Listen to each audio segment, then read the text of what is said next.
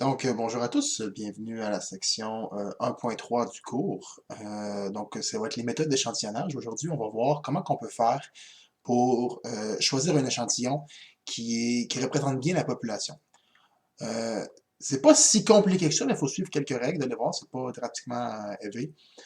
Sachez par exemple que si vous faites un bac, mettons, en statistique à l'université, ce qui a bien de chances d'arriver, mais ce que je veux dire par là, c'est qu'il y a il y a un cours là-dessus à l'université qui porte juste sur comment choisir un échantillon de façon appropriée, là. Il y a beaucoup de matière cachée en arrière de ça. Nous, aujourd'hui, on va principalement se concentrer sur les méthodes de base. Là, on va passer une demi-heure ensemble dans la vidéo là, pour faire ça. Donc, on ne va pas aussi loin qu'à l'université, bien évidemment. Donc, aujourd'hui, on voit les méthodes comme telles. Toujours un petit peu de vocabulaire. On a besoin de mots pour faire la statistique. On va encore ajouter un petit peu de mots dans ce qu'on connaît déjà. Et après, on va tomber dans les méthodes assez rapidement. Donc, premier mot qu'on va voir aujourd'hui, c'est déjà des mots que vous connaissez déjà. Là. En fait, c'est les mots recensement et sondage. Donc, c'est quoi un recensement? Un recensement, c'est d'aller voir tous les gens de la population. Donc, c'est d'aller voir tous les individus d'une population. Et tandis que un sondage, c'est juste d'aller voir un échantillon de la population. Tout simplement. Vous savez déjà ça. Je passe pas 1000 ans à jaser de ça. Pourquoi faire un sondage plutôt qu'un recensement? Donc, clairement, quand on fait un sondage, on peut voir tout le monde. Donc, on a un peu de perte de précision, clairement. Mais il y a beaucoup d'avantages à faire un sondage. Première raison qui est très claire, c'est les coûts d'un recensement, c'est très élevé. C'est clair, c'est évident que c'est moins cher de faire des sondages plutôt que des recensements. Autre raison qui met de faire un sondage, le temps. Le temps pour faire un recensement, là, est-ce que vous vous imaginez comment c'est long, là? Imaginez une population comme le Canada, puis elle a interrogé 30 à 40 millions de personnes, ça n'a juste pas de bon sens, là, le temps que ça prend. Donc, un sondage, on sauve beaucoup de temps. Il se peut que certaines mesures soient destructrices, on va le dire comme il faut, dans la réalisation d'un sondage. Qu'est-ce que je veux dire par là? Mettons que, je sais pas, vous fabriquez de la bière, puis là, vous voulez faire un test de qualité sur votre bière, ben, quand vous ouvrez une canette pour la tester, ben, vous pouvez plus vendre ce qui est dans la canette, là. Donc, vous détruisez votre produit. Donc, si vous faites un recensement sur les canettes de bière pour voir la qualité, ben, à la fin, vous avez plus de bière. Donc, dans ce cas-là, clairement, on fait un sondage pour qu'on ait quelque chose à vendre. Hein? 4, je le saute, c'est plate. Puis des fois, c'est impossible d'atteindre toutes les unités statistiques de la population. Donc, impossible d'atteindre toutes les unités statistiques d'une population. Exemple, l'exemple du dernier cours avec les truites dans le lac. C'est impossible que j'aille voir toutes les truites dans un lac si je veux étudier, par exemple, la grandeur des truites. Je peux pas aller toutes les prendre. Je ne saurais pas si j'ai réussi à toutes les pêcher. Donc, si c'est impossible d'aller voir toute la population, ben, on n'a pas le choix d'aller faire un sondage plutôt qu'un recensement. Exemple 4. Il est assez long, là. Je vais juste faire le premier picot, en fait. C'est juste pour vous parler de Statistique Canada. Statistique Canada, c'est pas une compagnie, là, mais c'est une branche, on veut, du gouvernement qui s'occupe de faire de la statistique pour le gouvernement fédéral. Et c'est une excellente source d'informations sur beaucoup de sujets. Eux, ils font des recensements, ils font des sondages à travers le Canada sur énormément de sujets. Et si vous avez une recherche à faire et vous tombez sur Statistique Canada, les informations qu'ils vont vous donner sont extrêmement fiables et extrêmement crédibles. Donc, c'est quelque chose de très bon à mettre dans une recherche. Soit dit en passant, là, Statistique Canada, ils font des recensements là, aux 5 ans, là, à toutes les années qui se terminent par 1 et par 6, ils font un recensement. Et c'est très long, ça prend plusieurs années. J'ai une amie qui travaille là. Puis il y a beaucoup de travail quand ils ont réussi à juste collecter les informations, c'est long. Puis après, tout prendre les informations, puis faire les tableaux, puis arriver à les compiler, ça aussi, c'est extrêmement long. Ça prend plusieurs années. Là. Donc, voilà. Le reste, on saute, là, c'est juste pour vous parler de Statistique Canada, juste vous dire que ça existe, puis si un jour vous avez besoin d'aller chercher une information, c'est un site qui est vraiment bon. Maintenant, encore un peu de vocabulaire. Quand on a un échantillon, on veut toujours un échantillon qui est représentatif. Qu'est-ce que ça veut dire, ça, un échantillon qui est représentatif? Ça veut dire qu'il y a à peu près les mêmes caractéristiques que la population. On va dire que celle-ci, dans la phrase, celle-ci, c'est population. Donc, à peu près les mêmes caractéristiques. Donc, pour faire avoir un bon échantillon, il faut que notre échantillon ressemble à notre population. Comment qu'on va faire ça? on verra ça dans à peu près 3 minutes. Et la méthode qu'on choisit pour aller chercher nos gens, c'est ce qu'on va appeler la méthode d'échantillonnage. Donc, ce que je vous dis là, la méthode utilisée dans une étude statistique se nomme la méthode d'échantillonnage. Fait que la façon qu'on va chercher nos gens, cette idée-là, ça s'appelle la méthode d'échantillonnage. Le petit phrase, le petit texte ici, je le saute, c'est plate. Exemple 5. Ça, c'est un bel petit exemple qui vous montre qu'est-ce qui se passe si vous ne prenez pas un échantillon qui représente bien votre population.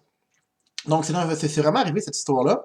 Ça se passe en 1936, c'est pas jeune, mais l'exemple est tellement fort que c'est cool. Donc, en 1936, la revue Literary Digest a fait un sondage sur 12 millions de personnes pour essayer de prédire qui va être le prochain président américain aux élections. Donc, sur les 12 millions de personnes, ils ont réussi à recueillir 2 500 000 personnes. C'est quand même énorme, là, on va se le dire. Et là-dedans, ils ont réussi à prédire que Alfred Landon serait le prochain président des États-Unis. Si vous ne savez pas c'est qui, c'est tout à fait normal. Pourquoi? Il a perdu. Donc, grosso modo, personne ne sait c'est qui. De l'autre côté, il y a un autre dos, là, qui s'appelait George Horace Gallup. Un statisticien que lui, avec un échantillon de 5000 personnes, avait réussi à prédire que ce serait Franklin Delano Roosevelt qui a gagné ces élections. Et effectivement, il avait raison. Là, si vous dites, ah ouais, mais là, c'est dû au hasard, là, comment ça se fait? Mais si on regarde un petit peu les élections comme telles, là, bougez pas, je vais vous amener les résultats des élections. Donc, je suis allé chercher sur Wikipédia le résultat des élections. Si vous voulez dire que j'ai utilisé Wikipédia en classe, c'est sûr que c'est pas le meilleur des sites, mais pour ce genre d'informations-là, d'habitude, c'est assez précis. Qu'est-ce qu'on peut voir ici, grosso modo? On peut voir que Franklin Delano Roosevelt, il a gagné par 60,8% des voix, puis Alfred Landon s'est fait clencher à 36,5%. Donc, grosso modo, il en a mangé tout le monde. Si on regarde les États, là, Landon a juste gagné 2 États en haut, puis tout le reste, ça a été gagné aux démocrates, au parti de Roosevelt. Donc, grosso modo, tout ça pour vous dire, Roosevelt a gagné, puis pas à peu près. Fait que c'est quand même très impressionnant que malgré une si grande victoire de Roosevelt, que la revue n'a pas réussi à prédire correctement le résultat. Comment ça se fait? Ben, en fait, si on regarde comment ils ont pris leur échantillon, là, on peut regarder qu'ils ont utilisé en même temps un annuaire téléphonique et une liste de propriétaires de voitures. Donc, en 1936, les gens qui avaient à la fois un téléphone et un auto, c'était probablement les gens riches. Qui dit gens riches, ils votent pour le Parti républicain, qui est le parti de Donald Trump, soit dit en passant, votent pour le Parti républicain. Et donc, le échantillon, principalement, ça prenait plus de républicains que d'autres sondages. Donc, grosso modo, c'est la raison pourquoi ils n'ont pas réussi à prédire correctement le gagnant, parce que leur échantillon était mal construit et représentait pas bien, voyons, je l'ai à parler ce matin, il représentait pas bien la population des États-Unis. Donc voilà. Maintenant, sur ce, comment on fait pour ne pas faire la même erreur que la firme? Il faut avoir une bonne méthode pour prendre nos unités statistiques dans nos échantillons. Il y a 2 grandes familles de méthodes d'échantillonnage. Il y a les méthodes d'échantillonnage aléatoires, où on prend les individus de façon au hasard. Puis il y a les méthodes d'échantillonnage non aléatoires. Dans chacun des cas, il va y avoir 4 méthodes qu'on va tous voir aujourd'hui, et le cours va se finir avec ça, justement. Donc, on va commencer par les méthodes d'échantillonnage aléatoire. On va commencer par les 4 qui sont ici. Donc, c'est quoi d'abord une méthode d'échantillonnage aléatoire? Regardons. On dit qu'une méthode d'échantillonnage est aléatoire si le choix des unités statistiques est effectué au hasard dans la population. Et autre fait important, chaque unité statistique de la population a une probabilité non nulle de faire partie de l'échantillon. Donc, tout le monde doit avoir une chance d'être pris. Si vous n'êtes pas capable de rejoindre tout le monde, vous ne pouvez pas faire du aléatoire. Dans ce cas-là, on tombe dans le non-aléatoire. Donc, par exemple, les truites, là, on ne peut pas faire du aléatoire parce qu'on ne peut pas garantir qu'on peut pogner toutes les truites. En tout cas. Échantillonnage aléatoire simple. Donc, première méthode d'échantillonnage, échantillonnage aléatoire simple. Donc, l'échantillonnage aléatoire simple consiste à choisir un nombre, en fait, toute la phrase est importante ici, hein, consiste à choisir un nombre d'unités statistiques au hasard parmi la population ciblée par l'étude. Donc, comment on fait pour faire ça? Numéro 1, on numérote nos unités statistiques de 1 à n. 1, n, je vous rappelle, étant la taille de votre population. On tire au hasard des unités statistiques qui constitueront l'échantillon. On peut y arriver en utilisant un générateur de nombres aléatoires. Ça, c'est une façon. Ou on écrit les numéros sur du papier, on les mélange, puis on les sort un à un. Ça aussi, c'est une méthode qui serait aléatoire. Juste de vous préciser que dire, si quelqu'un fait « moi, je prends le 23, le 28, le 41 », ça, c'est pas aléatoire.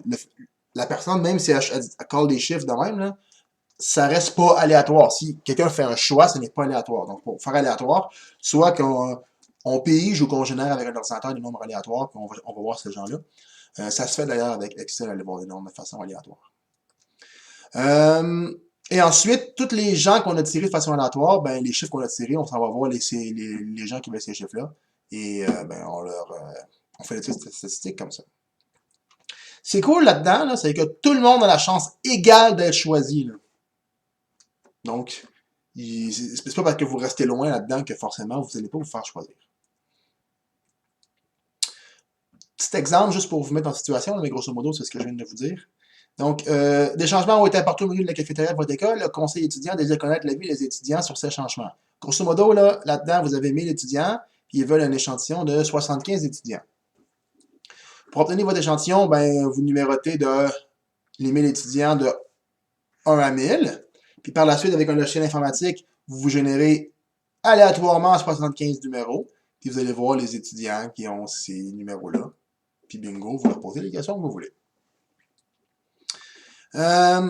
Un tel échantillonnage assure la représentativité de l'échantillon formé. Grosso modo, le hasard fait assez bien les choses. Donc, si vous êtes capable de faire un vrai hasard pour aller choisir votre monde, ça fait naturellement bien les choses. Donc, c'est une bonne méthode pour que ça fonctionne. Sauf que le défaut, c'est qu'il faut avoir une liste exhaustive de toutes vos unités statistiques. D'ailleurs, comme toutes les méthodes aléatoires, vous devez connaître exactement votre population. C'est peut-être ça l'autre défaut.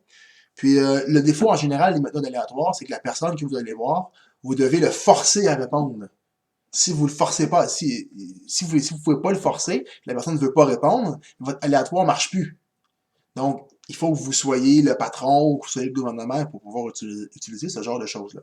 Ou juste de pouvoir les forcer pour une autre raison qui soit. Genre, tu mets un gun sur la tête, puis ah ouais, il répond. Voilà. Échantillonnage systématique. Donc, l'échantillonnage systématique consiste à considérer les unités statistiques d'une population préalablement ordonnée et d'en choisir de façon systématique. Donc, qu'est-ce qu'il faut faire là-dedans? Il faut ordonner notre population, il faut les choisir d'une façon systématique.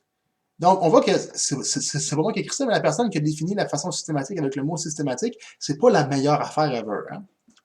On va lire plus clairement. Comment on fait ça de façon systématique pour choisir nos gens dans une population? Donc, ce qu'on fait, on numérote comme en haut nos unités statistiques de 1 à n. Parfait. Ensuite, ce qu'on se dit, là, il y a un petit truc qui reste ici. Ensuite, ce qu'on se dit, c'est que on va partir quelque part. Donc, par exemple, ici, ça c'est ma population, je vais partir, on y va au hasard d'habitude, on choisit un point au hasard. Je vais prendre mon crayon. Mettons ici. Puis on se dit, à chaque, mettons, 4 personnes, ou 8 personnes, ou 12 personnes, on avance, on en prend un nouveau. Puis on avance de 12 personnes, puis on en prend un nouveau. Puis on avance de 12 personnes, puis on prend une nouvelle personne, ainsi de suite, ainsi de suite, ainsi de suite, et ainsi de suite. Comment qu'on fait pour connaître l'intervalle qu'on avance de personnes? On utilise la grosse formule qui est ici. On fait gros N divisé par petit n. Et donc ça, donc gros N étant la taille de votre population divisé par la taille de l'échantillon. Vous arrondissez à l'entier près, et ça va vous donner le combien vous avancez. Ensuite, vous tirez au hasard un numéro entre 1 et quart pour choisir où est-ce que vous partez, par exemple ici. On utilise le pas afin de trouver les autres unités statistiques. Donc le pas, c'est ce que vous avez calculé ici.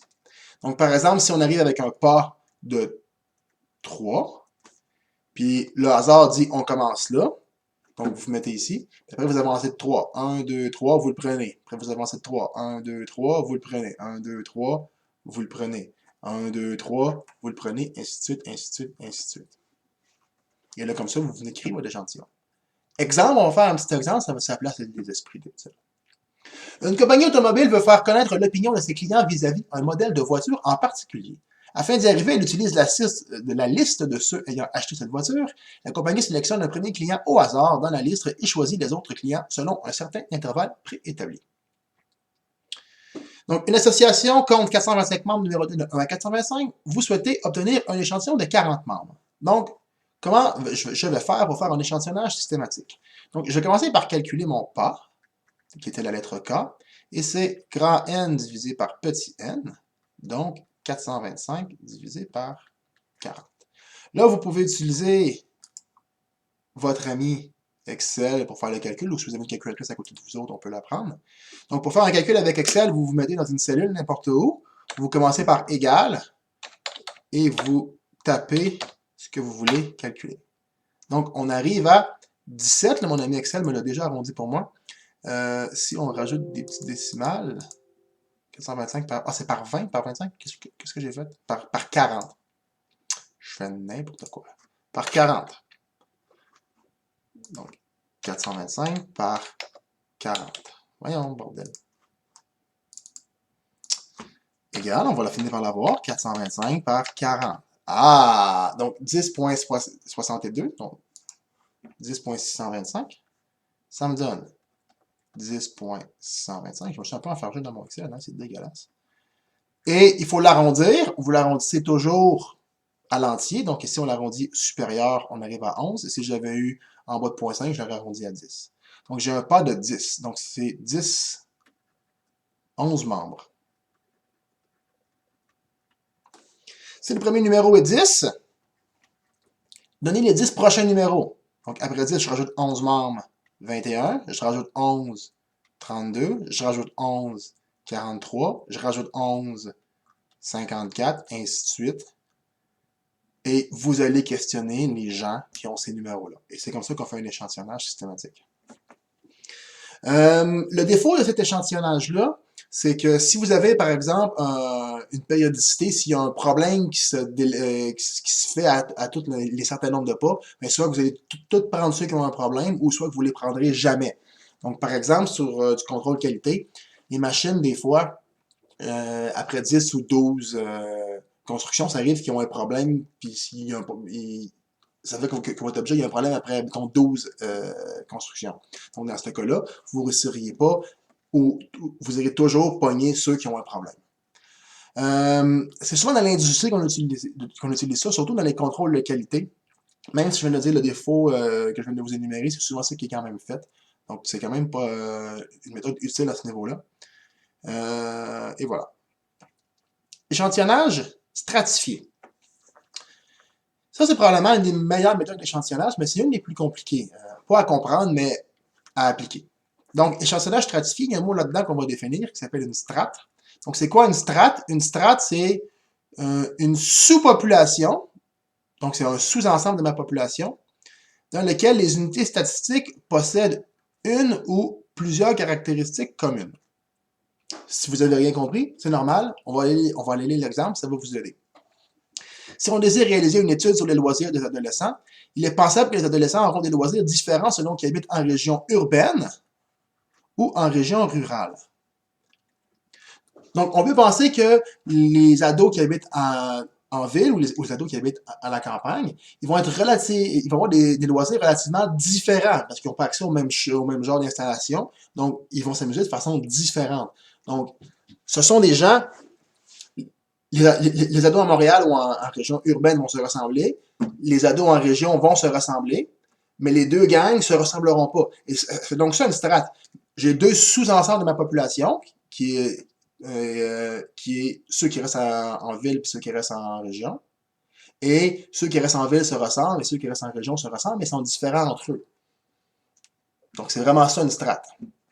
Et justement, l'idée de l'échantillonnage par strate, c'est d'aller prendre des gens dans chacune de ces strates-là. Donc, échantillonnage stratifié, grosso modo, ce que je viens de vous dire, c'est échantillonnage stratifié consiste à séparer la population en strates. C'est pas toujours facile, mais des fois, ça se fait très, très bien. Et on choisit ensuite une échantillon de manière aléatoire dans chacune des strates. Donc, on y va de façon aléatoire dans chacune des strates. Et très important, l'échantillon est proportionnel à son importance dans la population. Donc, chacune des strates, si vous avez plus de monde en ville, dans votre échantillon, il doit y avoir plus de monde pris dans la strate urbaine, si on remonte à l'exemple d'en haut. Donc, plus votre strate est grosse, plus il doit y avoir de gens dans votre échantillon qui sont dans cette strate-là. Donc, exemple, si ça c'est votre population, vous avez 3% dans la strate rouge, 3% dans 18% dans la strate bleue, 24% dans la strate grise, puis 55% dans la strate grise foncée. Dans l'échantillon, ben il va y avoir moins de monde ici, mais vous devez avoir exactement les mêmes proportions pour que ça soit considéré comme l'échantillonnage stratifié. L'exemple classique le plus comprenable de ça, où on voit des strates, c'est vraiment dans un cégep. Exemple. Dans un cégep où il y a différents programmes, sciences nature, sciences humaines, arts et lettres, et ainsi de suite, et les gens dans les programmes, ils se ressemblent beaucoup, beaucoup, beaucoup. Moi, je peux vous garantir, j'enseigne dans plusieurs programmes, et les gens en sciences nature sont complètement différents de vous autres en gestion. Donc, chacun des programmes dans un cégep, ça crée des strates. Donc, dans le cas qui nous intéresse ici, si on veut avoir un échantillon de 200 étudiants, de 200 étudiants dans un cégep de 1500 étudiants et qu'on veut le faire de façon stratifiée, on procède de la façon suivante. Donc, premièrement, j'ai besoin de savoir j'ai combien de monde dans chacune de mes strates. Donc, ça demande d'avoir beaucoup d'informations quand même sur votre population. Maintenant, si je veux avoir 200 étudiants dans mon échantillon, combien de gens il faut que je prenne en sciences nature pour avoir la même proportion que dans ma population? Mais c'est pas super compliqué. Vous savez que vous avez 210 élèves en sciences nature, puis vous en avez 1500 au cégep au complet. Mais là, vous voulez avoir la même proportion dans votre échantillon de 200. Donc, tout ce que vous avez à faire, c'est une règle de 3. 200 fois 210 par 1500. On va sortir Excel. Je vais essayer d'être meilleur cette fois-ci. Donc, égal. On avait dit 200 fois 210 par 1500. Le problème est arrangé avec le gars des vues. On arrive à 28 exactement. Donc, on arrive à 28. Si jamais vous n'arrivez pas juste, vous arrondissez à l'entier près. Alright? Technique de l'informatique. Donc, même principe. Si en technique de l'informatique, j'ai 120 personnes sur 1500, puis que je vais avoir la même proportion dans mon échantillon de 200, encore une fois, on fait une règle de 3. 200 fois 120 par 1500. Je ressors mon ami Excel. Oh, mais mes lignes ne sortent pas en Excel. C'est pas très grave. Donc, on va cliquer n'importe où dans une cellule. Et vous faites 200, vous commencez par égal, bien sûr. 200 fois 120 divisé par 1500. On arrive à 16. Donc, 16 en technique informatique. Je vais faire une dernière fois, mais je pense que vous commencez à comprendre le principe. Donc, en sciences humaines, si je vais aller chercher mes étudiants en sciences humaines, il me faut combien de monde en sciences humaines? J'ai quand même 450 personnes dans ce cégep-là, sur 1500. Et encore une fois, je vais avoir la même proportion, mais dans mon échantillon de 200. Donc, 200 fois 450 divisé par 1500. On retourne dans mon ami Excel. Égal 200 fois 450 divisé par 1500. Ça va être un petit peu plus cette fois-ci. On arrive à 60. 60. Et si vous faites ça pour tous vos techniques, vous allez avoir fait un échantillonnage stratifié. Ça veut dire que dans votre échantillon, vous allez avoir la même proportion d'élèves dans chacun des programmes que dans la population. Et ça va être très, très précis comme échantillonnage parce que, justement, vous allez réussir à avoir une population, un échantillon qui ressemble énormément à votre population. Et maintenant, ce qu'il vous reste à faire, c'est d'aller prendre une méthode aléatoire comme en haut, soit aléatoire simple ou systématique, pour aller prendre vos gens dans vos strates. Voilà. Le problème de ce système d'échantillonnage-là, c'est que ben, ça peut être très difficile parce que vous avez besoin de beaucoup d'informations sur votre population. Et c'est pas toujours possible de faire des strates. L'exemple du cégep, c'est un très très bon exemple où les strates existent, mais c'est pas toujours simple de faire ça. Là. Mais si vous pouvez, c'est vraiment une excellente méthode. Des grappes. Donc, échantillonnage par grappe. C'est quoi ça? Donc, échantillonnage par grappe. Qu'est-ce que c'est ça, une grappe? Donc, une grappe, c'est quoi? C'est lorsqu'une population est composée de sous-populations similaires quant au sujet de l'étude et que chacune de ces sous-populations possède à peu près les mêmes caractéristiques. On appelle ça, dans ce cas-là, des grappes. Donc, des strates, c'est que les strates, les gens d'une strate à l'autre sont très différents. Les grappes, les gens d'une grappe à l'autre se ressemblent beaucoup. L'exemple classique que je peux vous donner de tout ça, en sciences nature, moi, j'ai 4 groupes. Ben, pas moi, là, mais il y a 4 groupes en sciences nature. Si on veut faire une étude, mettons, juste sur les gens en sciences nature, mais les groupes, les gens dans les groupes risquent de se ressembler beaucoup. Donc, au lieu d'aller voir tout le monde, on pourrait juste prendre un groupe puis faire mon échantillon avec ça. Donc, dans ce cas, dans un programme, les groupes de même cours, dans ce cas-là, ici, ça représente des grappes. Donc, l'échantillonnage par grappe, c'est quoi? Donc, l'échantillonnage par grappe se réalise en choisissant un certain nombre de grappes dans votre population. Et vous allez voir tous les individus de ces grappes-là. Voilà. Donc, habituellement, toutes les unités statistiques faisant partie des grappes sélectionnées au hasard seront comptabilisées dans l'échantillon. Donc, vous prenez des grappes au hasard, vous allez voir tout le monde là-dedans, puis ça fait votre échantillon. Exemple, le ministère de l'Éducation désire connaître les habitudes alimentaires des étudiants de 6e année au primaire. Afin de former un échantillon d'environ 300 étudiants, les gens du ministère numérotent chacun des groupes de 6e année du Québec de 1 à N, et par la suite, ils sélectionnent 10 groupes au hasard, avec un générateur de nombres, au hasard, et ils vont voir tous les étudiants de ces groupes. Et c'est ça qui fait le échantillon.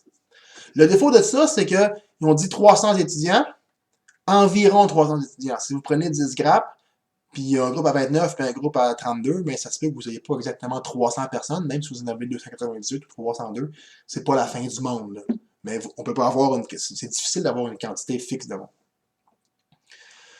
Super, pour ça, ça termine pour les méthodes aléatoires. Maintenant, on va aller voir les méthodes d'échantillonnage non aléatoires. Vous allez voir, c'est un petit peu plus rapide. Donc, l'échantillonnage à l'aveuglette, première méthode. Donc, échantillonnage à l'aveuglette ou accidentel, moi j'aime mieux à l'aveuglette, consiste à prélever les unités statistiques de l'échantillon de façon totalement arbitraire. C'est pas la meilleure ever. Des fois, on n'a pas le choix, ou des fois, on fait un travail au cégep, puis on n'a pas le goût de faire une grosse méthode d'échantillonnage. On peut faire ça, mais c'est loin d'être la méthode. On dit qu'on y va à l'aveugle, puis la qualité de l'échantillon, ben, c'est à l'aveugle aussi. Hein? Donc, exemple, un journaliste se positionne à l'intersection de 2 rues et effectue un vox pop sur un sujet. La personne sélectionnée à cet endroit ou même au moment que le journaliste. Je sais pas si vous avez déjà vu ça, là, des vox pop à TV par les journalistes. Là. Souvent, ils pognent toujours des cabochons. Ben, c'est un peu ça que ça fait, c'est comme échantillon. Ça fait des échantillons de cabochons. Voilà. Échantillonnage volontaire. Là, ça commence déjà à être mieux. Échantillonnage volontaire consiste à choisir les individus d'un échantillon en faisant appel à des volontaires. Donc, il faut que les gens veulent bien remplir votre étude. Donc, les volontaires, il faut que les gens veulent. Donc, c'est les unités statistiques qui décident ou non de faire partie de l'échantillon. Tous les échantillons sur Internet, c'est tout du volontaire. Là. Donc, on envoie des lettres aux gens, puis s'ils veulent, les gens qui répondent, c'est eux qui veulent bien. Maintenant, on n'a pas le choix des fois de faire ça. Mettons, quand on fait des études cliniques, exemple actuel, là, si on veut tester le coronavirus avec un vaccin, mais on ne va pas le tester sur des gens au hasard de même. On ne peut pas choisir de dire toi, tu t'en viens, puis on te vaccine. Il faut que les gens qui veulent se faire vacciner pour l'essayer veulent. Donc, dans le cas médical comme ça, on utilise soit le volontaire. Je suis sûr que vous avez déjà vu des pubs à TV là, où est-ce que des compagnies offrent de l'argent aux gens pour qu'ils testent des médicaments, là, mais c'est ça l'échantillonnage volontaire. Justement, l'exemple ici, c'est ça, là, un chercheur demande la participation de jumeaux monozygotes pour une recherche médicale. Ben, grosso modo, c'est ce que je viens de vous dire, mais avec d'autres. Voilà. Échantillonnage par quota. Donc, c'est quoi un échantillonnage par quota? Échantillonnage par quota, c'est une méthode servant à bâtir un échantillon de telle sorte que les unités statistiques sélectionnées dans chaque strate se retrouvent selon les mêmes proportions. Donc, l'échantillonnage par quota, en fait, c'est exactement comme l'échantillonnage par strate. Exactement. Sauf que pour choisir vos gens dans les strates, au lieu d'y aller de façon aléatoire, vous y allez de façon non aléatoire. Tout simplement. Donc, une maison de sondage désire réaliser un sondage auprès de différentes tranches de travailleurs. Les travailleurs de 30 à 40 ans représentent 17% de tous les travailleurs. Donc, ils vont aller prendre 17% de leur échantillon dans les 30-40 ans. La maison de sondage veut accueillir l'avis de 1500 travailleurs. Il lui faudra donc 250 provenant de cette tranche d'âge. Si une personne interpellée ne souhaite pas répondre, on la remplace aussitôt. Donc, c'est pas du vrai aléatoire dans ce cas-là, parce que la personne qui a été choisie, c'est non, moi je réponds pas. Ben, on prend une autre personne. Fait que c'est pas aléatoire, tout simplement. Échantillonnage au jugé, mais le mot le dit, là, c'est la personne qui fait l'échantillon, qui choisit. Donc, l'échantillonnage au jugé consiste à former l'échantillon à partir d'une idée statistique de la population qu'on le considère comme typique.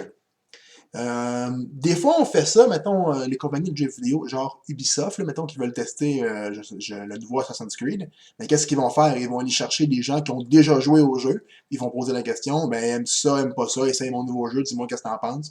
Et c'est comme ça qu'ils vont savoir si le jeu est bon ou pas. Donc, ils vont au juger, là. Les gens de la population qui restent jouer à mon jeu, c'est eux, mais on va aller voir eux. Donc, là, c'est pas choisi de façon aléatoire, là. Ils ont pris du monde de même, puis ils regardent qu'est-ce que ça donne. Voilà. Donc, une compagnie décide de mettre sur le marché un nouveau produit. Avant de procéder les implants de produits, elle organise une séance où divers groupes cibles ont été évalués. Grosso modo, c'est ce que je viens de vous dire, mais avec un exemple avec Ubisoft plutôt que des heures de même. Donc, méthode au jugé, ça se fait comme ça. Voilà, ça complète cette vidéo-ci. Allez faire des exercices. Les exercices là-dessus, c'est pas compliqué. Là, c'est des exemples comme ça. Puis je vous demande de dire si la méthode est aléatoire ou non aléatoire, et de préciser de quelle méthode d'échantillonnage a été utilisée. C'est pas si facile, c'est pas si dur. Souvent, vous vous mélangez l'un à l'autre. Pratiquez-les à l'examen, je vais en demander. Il va en avoir des mises en situation, puis vous devez répondre est-ce que c'est telle méthode ou est-ce que c'est telle méthode. Donc voilà. Sinon, je vous donne rendez-vous probablement la semaine prochaine pour votre autre vidéo. Donc d'ici là, je vous dis bonne étude et bon travail.